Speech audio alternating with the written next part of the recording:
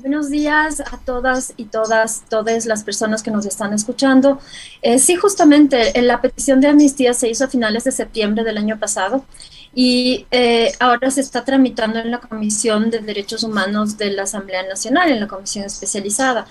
Y como tú mencionaste, es un pedido urgente, ¿no? Es un pedido urgente porque el Estado ecuatoriano ha continuado utilizando el derecho penal y el derecho para intimidar, hostigar e impedir las acciones de defensa de los territorios y de las comunidades, de las personas que luchan por la naturaleza, que luchan por la reivindicación de sus derechos violados, ¿no?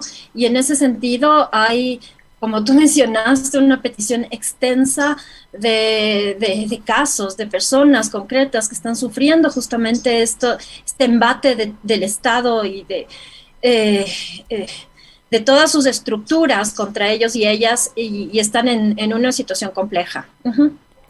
De acuerdo, en unos segundos vamos a ver, justamente ayer comparecieron varias personas, tenemos un par de extractos de videos que también Vivian quisiéramos que los escuches para ir reflexionando sobre este pedido. El primero que veíamos pertinente, que lo vamos a ubicar en los videos que tenemos preparados, el de la abogada Verónica Potes.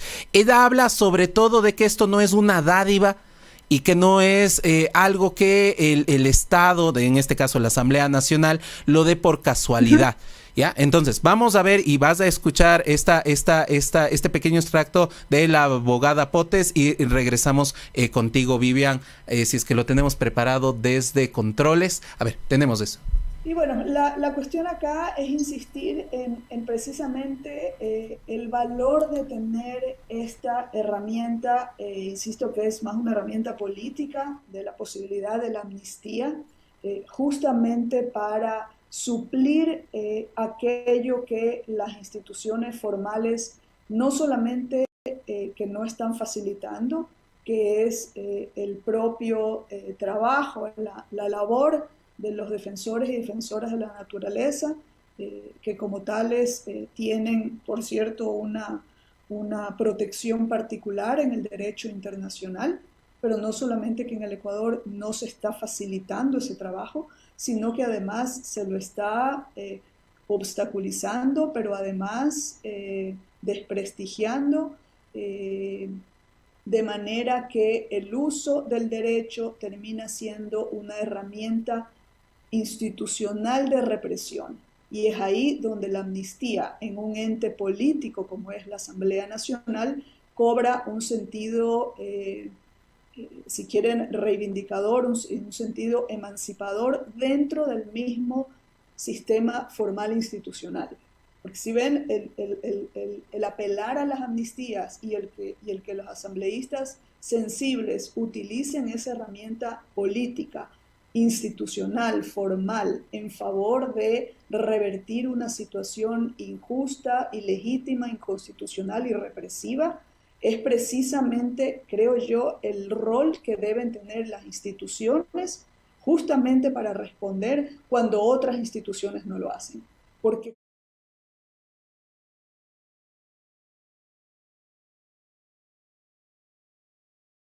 De acuerdo.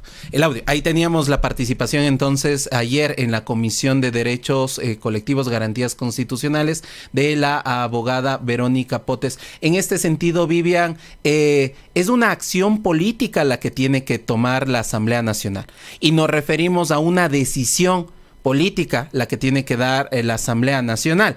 Si bien hay argumentos, hay archivos enviados para los pedidos de amnistía, pesa mucho esta mirada sobre los derechos y sobre resarcir lo que en algún momento el Estado ecuatoriano generó sobre omisión o sobre una acción concreta sobre personas que estuvieron ejerciendo su derecho a la protesta social. ¿Cómo tú ves esto en el panorama actualmente político? ¿Se puede dar las amnistías sobre este peso que tiene en la política en la Asamblea Nacional? Mire, no, más allá de que se pueda o no dar, esta es una decisión política, evidentemente, pero la Asamblea también es una institución del Estado. Es una institución del Estado y como tal está obligada por las normas de derechos humanos. Y por las normas de derechos humanos hay una obligación respecto del derecho a defender derechos y respecto de las personas defensoras. Las personas defensoras tienen derecho a una protección especial y reforzada. Esto por la Constitución, esto por la Declaración de Personas Defensoras del 98, esto por el Acuerdo de Escazú que firmó y ratificó el Ecuador.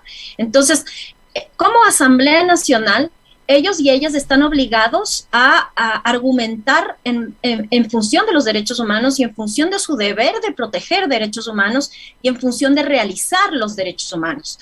Si en este caso hubo ya una acción del Estado de irrespeto de los derechos humanos al utilizar abusivamente el derecho penal para criminalizar a las personas defensoras, para destruir el tejido social, para destruir la organización social, para hacer que las personas defensoras estén gastando recursos, imagínense ustedes en los territorios, yendo a las fiscalías, lo que significa eso, los costos, ¿no?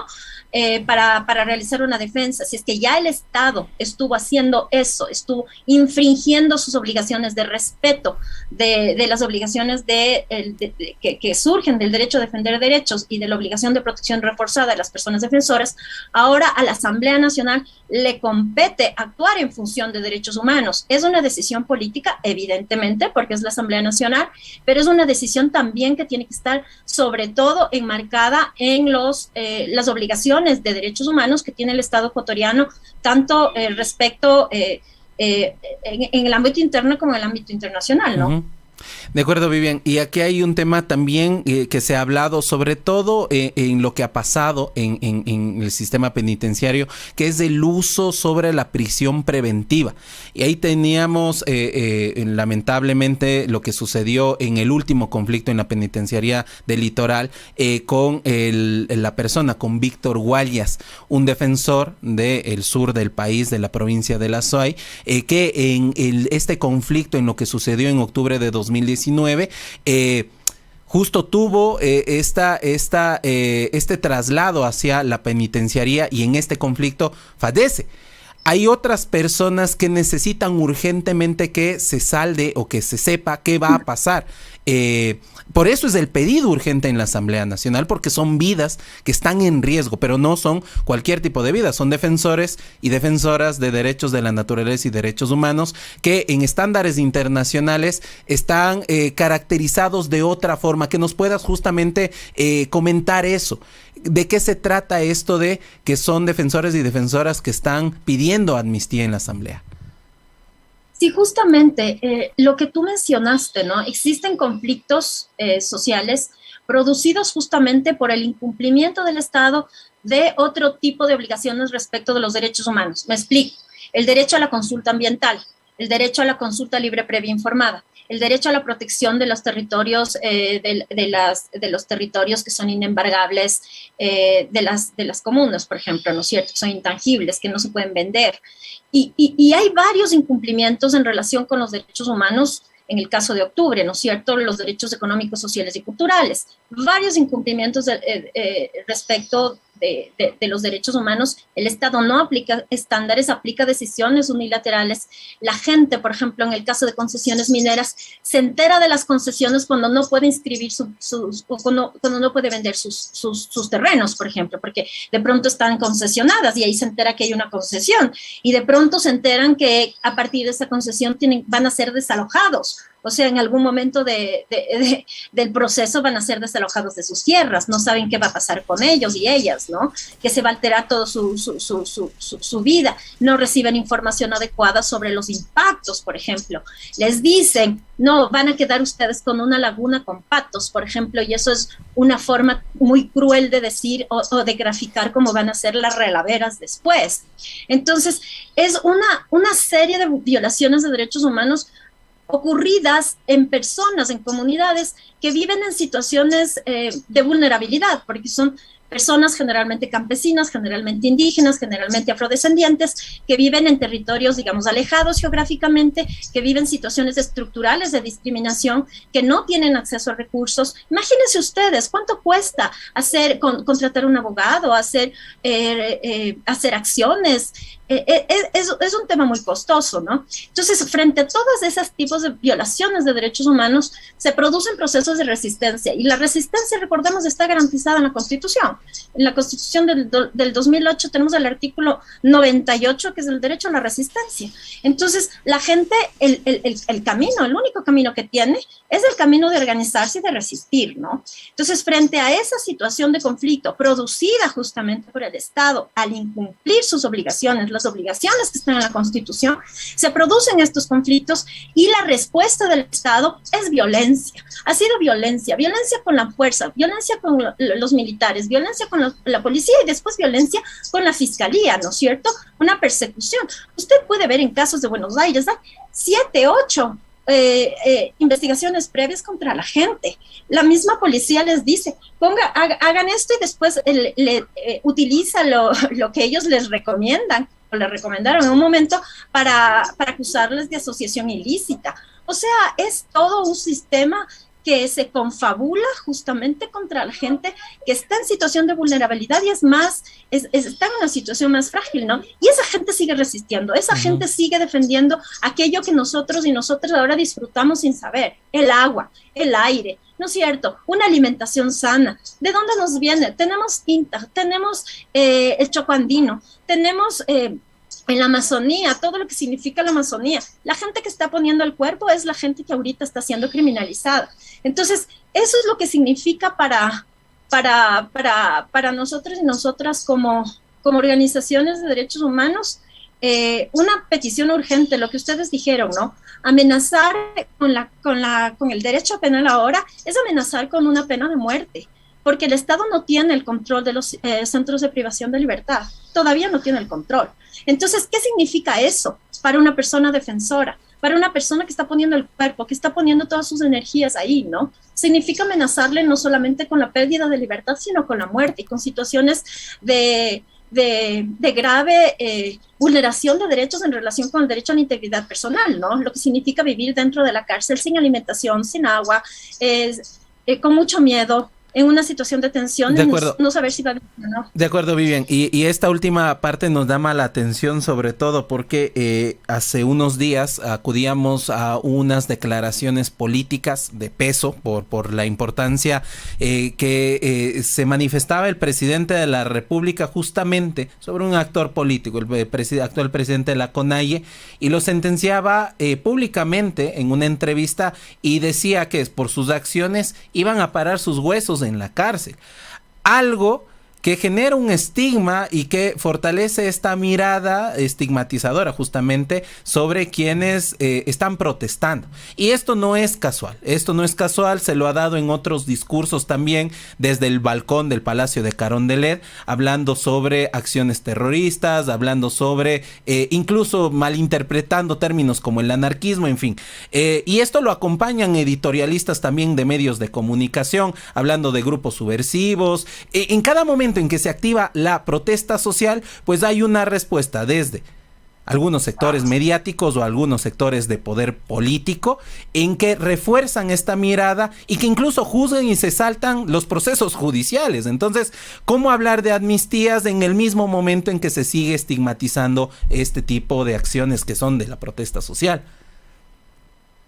Justamente es entonces cuando se tiene que hablar de amnistías, porque justamente lo que está ocurriendo es la estigmatización, que es un paso previo justamente a la criminalización. Y no lo digo yo, lo dice la Comisión Interamericana de Derechos Humanos en el informe del 2016, donde hizo un estudio sobre la situación de personas defensoras criminalizadas en el continente, ¿no?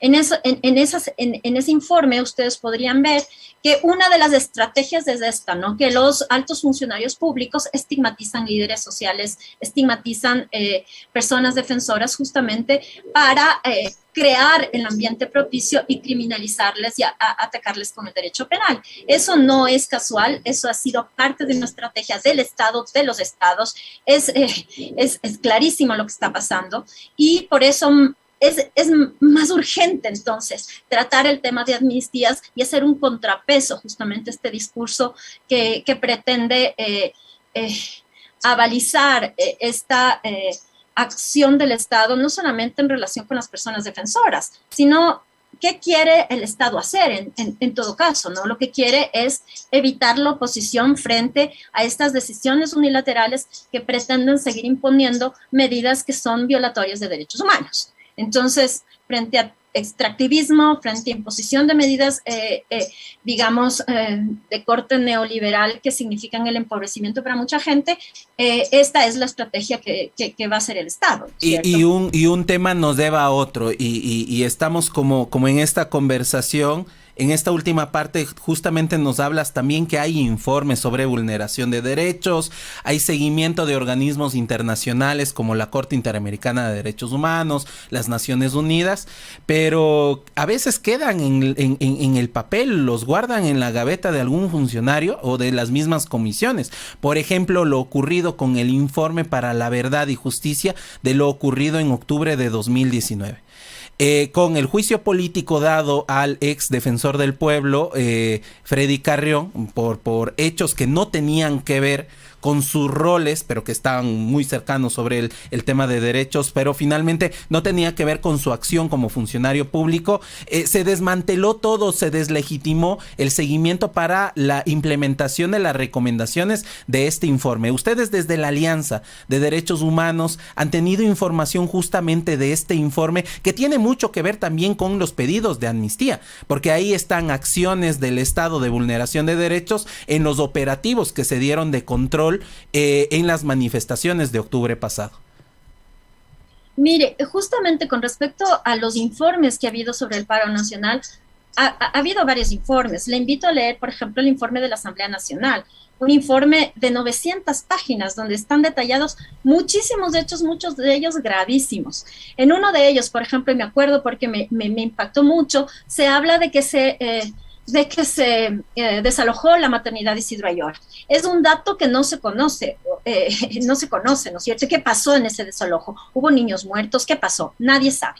Entonces, este informe de la Asamblea Nacional tiene 900 páginas. Nosotros hicimos también un informe como Alianza de Organizaciones de Derechos Humanos en el propio octubre, donde también identificamos casos muy, muy graves de detenciones con tratos crueles, inhumanos y degradantes y tortura, ¿no es cierto? Entonces, hay varios casos. Está el informe de la Comisión de la Verdad, donde no fue la Defensoría del Pueblo realmente quien lo hizo, ¿no es cierto? Fueron personas independientes que hicieron ese informe, inclusive el ex candidato a la vicepresidencia con el actual presidente. Él estaba presente, él suscribió ese informe. Entonces, y no solamente estos informes nacionales, tuvimos la visita de la Comisión Interamericana de Derechos Humanos que sacó un informe, unas observaciones del 14 de enero del 2020. Tenemos el pronunciamiento del Alto Comisionado de Derechos Humanos también, de la Oficina del Alto Comisionado, que también hicieron una visita. Todos esos informes demoledores. Hay casos de graves violaciones de derechos humanos en el Ecuador y respecto a esos casos no hay una investigación adecuada. Usted puede ver cómo los casos contra las personas, digamos, comillas, manifestantes avanzaron, ¿no es cierto? O avanzan, y los otros casos están detenidos. Y también puede ver cómo utilizan esos mismos casos abiertos, como el caso del presidente de la CONAIE en octubre del año pasado, cuando estaban convocadas movilizaciones y de pronto el mismo día que estaban convocadas las movilizaciones, le hacen un llamado desde Fiscalía para que vaya a ampliar una versión con prevenciones de ley. Entonces, es clarísimo y eso está documentado, como le había dicho en el informe de la Comisión Interamericana de Derechos Humanos del 2016, que es una estrategia, o sea, cómo se utiliza el derecho penal, cómo se utilizan estas herramientas a través de la Fiscalía, por ejemplo, para o acelerar procesos, en este caso, por ejemplo, un impulso urgente, ¿no es cierto?, de la Fiscalía para interrumpir una acción de hecho, clarísima, o se alargan procesos. Entonces, esto es lo que ha pasado con los informes. Evidentemente no hay investigación porque no hay voluntad política de hacerlo, ¿no? Y lamentablemente que la Fiscalía actúe de acuerdo con esas consignas. De acuerdo. Para cerrar, para entender un poco más del procedimiento legislativo, en este momento la Comisión de Derechos Colectivos, Garantías Constitucionales está tratando toda esta documentación, recibiendo a personas para escuchar y fortalecer, ¿no es cierto?, el informe que deba, no sé si es que estoy bien, elevar al pleno de la asamblea para que pueda ser votado, conocido. ¿Cuál será el procedimiento que ustedes tienen conocimiento y en cuánto tiempo se va a dar este pedido de amnistías en la asamblea? Bueno, no sabemos en cuánto tiempo, de acuerdo con los plazos de la comisión, debería ser, si no me equivoco, en 30 días, esperemos. Pero imagínense usted, son 300 casos, ¿no? Entonces, sí también se requiere voluntad política ahora que pase al pleno para que esos casos sean conocidos y ya, como le digo, en el marco de los derechos humanos, ¿no? Y que sean conocidos lo más pronto posible. Esperemos que en 1 mes, 2 meses tengamos una respuesta sobre estos casos, ¿no? Y sobre todo que se reconozca a las personas defensoras, se reconozca la importancia que tienen en una sociedad democrática, ¿no? Porque usted y yo y todas las personas que nos escuchan estamos gozando de derechos ahora, ¿no? Y esos derechos, ningún derecho fue regalo, ningún derecho fue una concesión gratuita del poder. Todos esos derechos que ahora tenemos, el derecho por ejemplo, a la jornada laboral, varios derechos, ¿no es cierto? Esos derechos han sido conseguidos con lágrimas, han sido conseguidos con el esfuerzo y con el sacrificio de muchas personas, los derechos de las mujeres, ¿no? Entonces, esa es la labor que tienen las personas defensoras, ¿no es cierto? Eso es lo que hacen.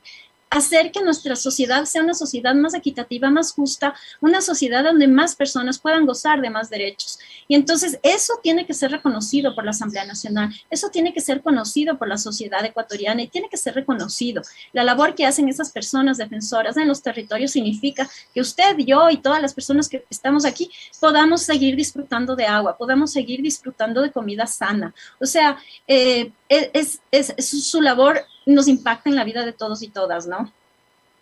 Muchísimas gracias a Vivian Hidrobo, parte de la Alianza de Organizaciones de Derechos Humanos, quienes están presentes con este pedido de amnistía, alrededor de 300 personas, y como lo decían también ayer y lo anotaba Esperanza Martínez de Acción Ecológica, y otras personas lo decían, son 300 familias, ¿no? No veamos también como la parte individual de esas, y lo que sucedió, por ejemplo, con el defensor Víctor Guayas, se encontraba ahí sus hijas, se encontraba su hija, su familia, su comunidad, que se vio afectada por su asesinato. Entonces, a pensarlo también así comunitariamente, no solo individual, no solo son personas, porque claro, desde el discurso del poder político señalan a 1, 2, 3 personas individuales, cuando las manifestaciones y las exigencias son colectivas, y cuando el ejercicio y la implementación de la política pública, la legislación para garantizar derechos,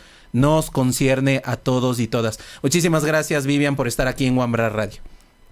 Gracias a ustedes, muchas gracias. Hasta luego.